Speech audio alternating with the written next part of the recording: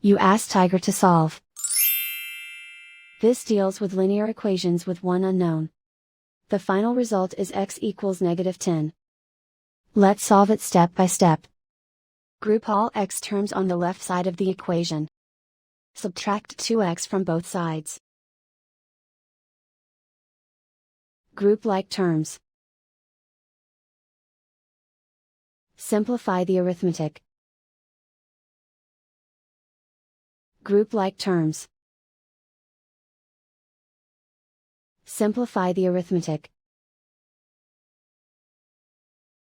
Group all constants on the right side of the equation. Subtract 48 from both sides. Simplify the arithmetic.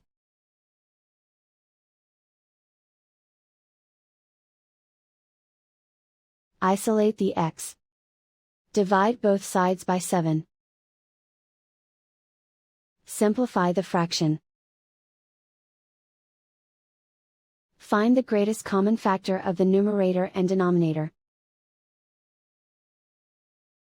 Factor out and cancel the greatest common factor. And so the final result is x equals -10.